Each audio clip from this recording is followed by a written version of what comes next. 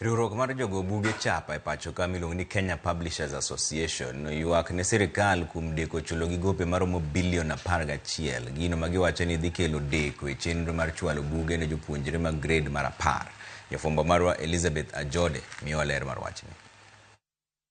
E romo margi, riwruogno mar jogo buge chapa olero ni ponono kochul gi gope manitie, to ng'ikruok nyalo bedo e chenro mar goyo chapa buge mag grade mar 10 e pacho ka koro kinde medo bedo manok motelo ne chakruok mar tam mokwongo ne jograde mar 10 madhi chakore dwe mar 1 higa manyien. Koro gima kwayo ni sirkal mondo ochulwa some of these debts mondo make it easier mondo sama wadhi ka grade 10 obed easier for publishers mondo gi print buge monego gi print nikech ka gilewo chulo pesa manodeko cha bed matek. Gopego magi kwayo mondo ochul gin mago mane otigo e goyo chapa buge mag grade 1 nyaka 8 ma en bilion 11 kod mago maromo shillings milion 234.5 ma en gop chapo buge mag grade mar 9.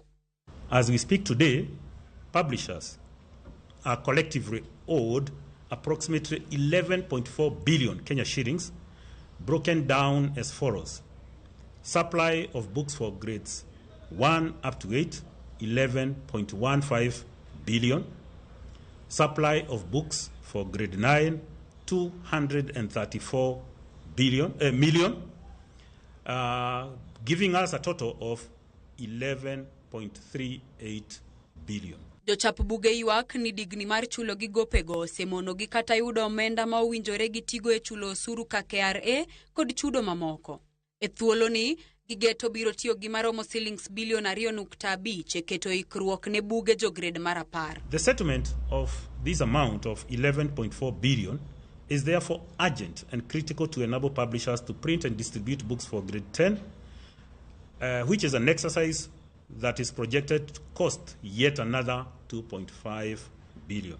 Kwan buge mowinjo losi kendo go chapa ne grade mar 10 e ikruog sombiga manyien gin milion 7. Maloso margi biro kawo ndalo 60, bang'e keyo gi ne skunde biro kawo ndalo 30. KPA wacho ni buge go osendiki kendo rito mana goyo chapa kod keyo gi e skunde. Kata bed ni pek nitie ne riwruok mar goyo buge chapa e pacho ka KPA, singo gi maduong' ne jopuonjre kod jonyuol mag grade 10 en ni buge go mag somo e skunde biro yudore wang' sa. Elizabeth Ajode, Ramogi TV.